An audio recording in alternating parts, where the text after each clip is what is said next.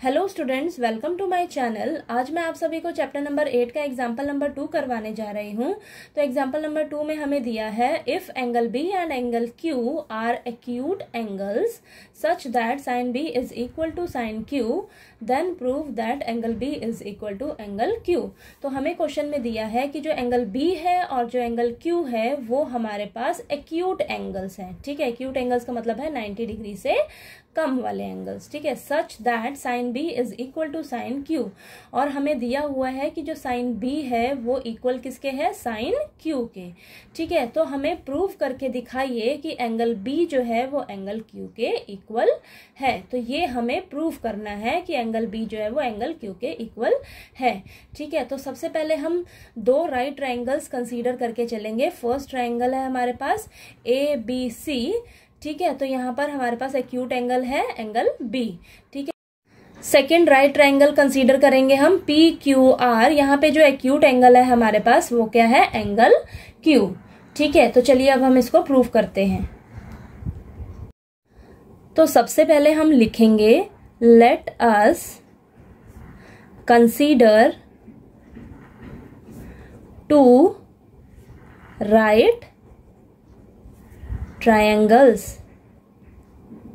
ठीक है, दो राइट ट्रायंगल्स कंसीडर करेंगे A B C and P Q R. ठीक है, where sine B is equal to sine Q. ठीक है, ये चीज हमें गिवन है। ठीक है, यानी कि sine B is equal to sine Q दिया हुआ है हमें पता है कि साइन थीटा किसके इक्वल होता है, परपेंडिकुलर अपॉन हाइपोटेन्यूज के।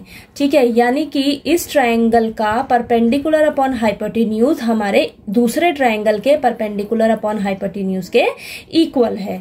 ठीक है, अब यहाँ पर आपका एंगल बी है। ठीक है, तो एंगल बी के सामने वाला क्या हो जाएगा, आपका परपेंडिकुलर। ठीक है, और दोनों एंगल्स किस साइड पे बन रहे हैं, ये आपका बेस हो जाएगा और ये सबसे बड़ी वाली साइड आपकी हाइपोटेन्यूज हो जाएगी। ठीक है, ऐसे ही इसमें एंगल क्यू के सामने वाला आपका परपेंडिकुलर हो जाएगा और ये आपका बेस हो जाएगा और ये आपकी हाइपोटेन्यूज हो जाएगी। ठीक है, अब नेक्स्ट लिखेंगे हम वी हैव। सबसे पहले साइन बी के लिए लिखेंगे। साइन बी क्या हो जाएगा, परपेंडिकुलर अपॉन हाइपोटेन्यूज, यानी कि परपेंडिकुलर है क्या है आपके पास, ए सी, और हाइपोटेन्यूज क्या है आपके पास, ए बी।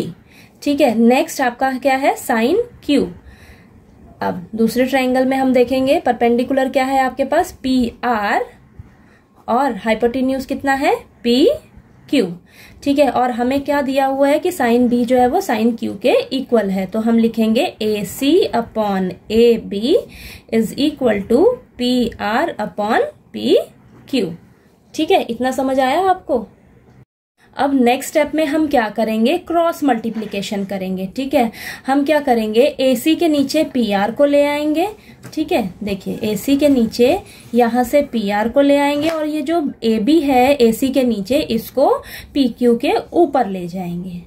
ठीक है, कोई फर्क तो नहीं पड़ा, हमने सिर्फ क्रॉस मल्टीप्लीकेशन किया है। ठीक है, अब ऐसा इसलिए किया है क्योंकि आप ध्यान से देखिए, जब मैंने AC अपॉन PR किया, ठीक है, AC जो है इस ट्रायंगल का परपेंडिकुलर है और जो PR है वो दूसरे ट्रायंगल का परपेंडिकुलर है। तो AC के नीचे PR आ गया, यानी कि इस ट्रायंगल का परपेंडिकुलर के नीचे दूसरे ट्रायंगल का परपेंडिकुलर आ गया।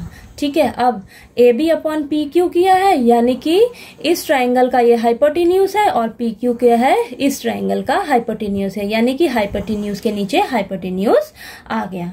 ठीक है, आपके पास चैप्टर नंबर 6 में थ्योरम है कि अगर दो ट्रायंगल्स की करस्पॉन्डिंग साइड्स का रेशियो इक्वल हो जाता है तो आपके एंगल्स भी इक्वल हो जाएंगे। ठीक है, तो यहाँ पर हमारे पास दो साइड्स, यानी कि दोनों ट्रायंगल्स के जो परपेंडिकुलर का रेशियो है और जो हाइपोटेन्यूज का रेशियो है वो तो हमारे पास इक्वल आ गया है। ठीक है, अगर हमारे पास तीसरी साइड यानी कि बेस, इस ट्रायंगल का बेस और इस ट्रायंगल का बेस, ठीक है, इन दोनों का रेशियो अगर हमारे हमारे पास इक्वल आ जाए, यानी कि BC अपॉन QR इन दोनों के इक्वल आ जाए। ठीक है, BC अपॉन QR इसका भी रेशियो इन दोनों रेशियो के इक्वल आ जाए तो हम कह सकते हैं कि हमारा एंगल B जो है वो एंगल Q के इक्वल हो जाएगा। ठीक है,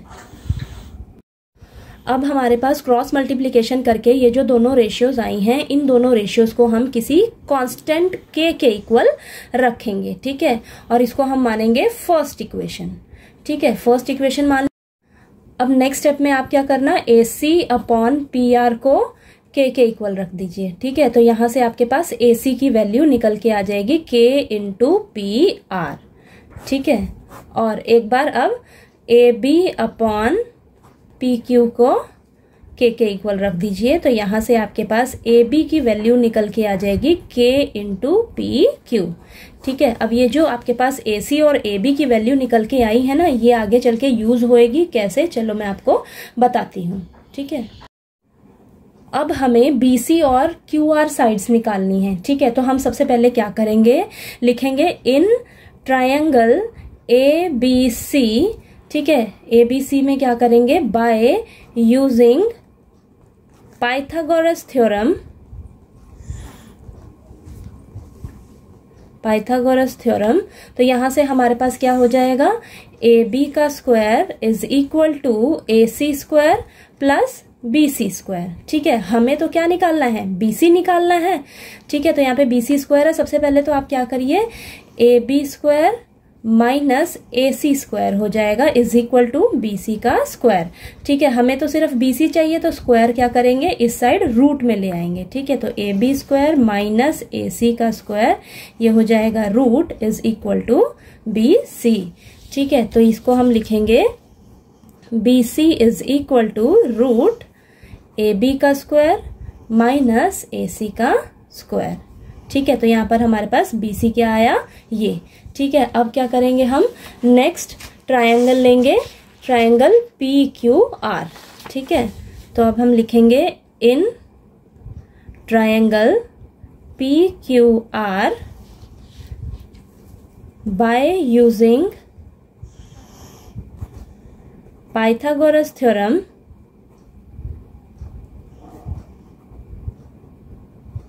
ठीक है, तो यहां से क्या हो जाएगा हमारे पास, PQ का square is equal to PR का स्क्वायर प्लस QR का स्क्वायर। ठीक है, हमें तो QR चाहिए, तो क्या करेंगे हम, PQ का स्क्वायर माइनस PR का square is equal to QR का स्क्वायर। ठीक है, तो अब क्या करेंगे हम, जो स्क्वायर है इस साइड आ जाएगा रूट में, तो PQ का स्क्वायर माइनस PR का square is equal to QR। तो हमारे पास QR कितना निकल के आया है, ये। ठीक है, तो अब हम इसको आगे यूज करेंगे। अब ये सब हम रेशियो निकालने के लिए ही तो कर रहे हैं, तो हमें रेशियो निकालनी है BC अपॉन QR। ठीक है, तो हम लिखेंगे so BC upon QR is equal to, BC हमारे पास कितना आया है वो हम लिख लेंगे यहाँ पर, रूट AB का स्क्वायर माइनस AC स्क्वायर। ठीक है, और हमारे पास QR कितना आया है, रूट PQ का स्क्वायर माइनस PR का स्क्वायर। ठीक है,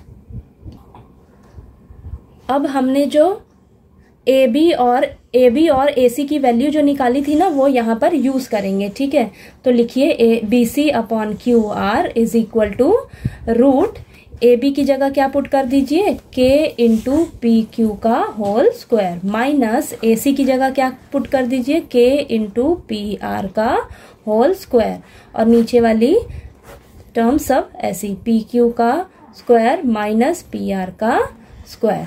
ठीक है, अब इसको सॉल्व करेंगे हम, यहाँ पर क्या आ जाएगा, रूट K स्क्वायर। ठीक है, यहाँ पर PQ का स्क्वायर माइनस K स्क्वायर। ठीक है, और ये PR का स्क्वायर अपॉन में रूट PQ का स्क्वायर माइनस PR का स्क्वायर। आप क्या करिए, K स्क्वायर दोनों के पास है, तो रूट K का स्क्वायर बाहर ले लीजिए, अंदर क्या बचेगा, रूट PQ का स्क्वायर माइनस PR का स्क्वायर, ठीक है। और यहाँ पर नीचे पी क्यू का स्क्वायर माइनस पी आर का स्क्वायर। अब रूट से स्क्वायर कैंसल, और ये जो आपकी पूरी रूट के अंदर P Q square minus P R square है, सेम एज इट इज आपका नीचे भी है, तो ये पूरा आपका कैंसल हो जाएगा, ठीक है। और रूट से स्क्वायर कैंसल होके सिर्फ आपके पास वैल्यू क्या बचेगी, के, ठीक है। यानी कि आपके पास क्या निकल कर आया है, B C upon Q R कितना आया है, इज इक्वल टू के। ये आपकी क्या हो जाएगी, सेकेंड इक्वेशन, ठीक है। तो हम अब लिखेंगे from first and second equation, ठीक है, A C upon P R is equal to A B upon P Q is equal to B C upon Q R, ठीक है। अब हमें यही प्रूव करना था। अब देखो परपेंडिकुलर, हाइपोटेन्यूज और बेस तीनों का रेशियो इक्वल हो गया तीनों साइड्स का। अब हमारे पास तीनों करस्पॉन्डिंग साइड्स का जो रेशियो है वो इक्वल आ गया है, ठीक है। तो वहां से अब हमारे एंगल्स जो हैं उन दोनों ट्राइंगल्स के वो भी इक्वल हो जाएंगे। तो हम लिखेंगे if the ratio of corresponding sides of triangle ABC and triangle PQR are equal, ठीक है। Therefore angle B is equal to angle Q, ठीक है। यही हमें प्रूव करना था कि एंगल B जो है वो एंगल Q के इक्वल है, ठीक है। तो लिखेंगे hence proved, ठीक है। तो आपको समझ आ गया होगा ये वाला एग्जाम्पल अच्छे से, ठीक है। तो नेक्स्ट एग्जाम्पल नंबर 3 के लिए हम नेक्स्ट वीडियो में मिलते हैं।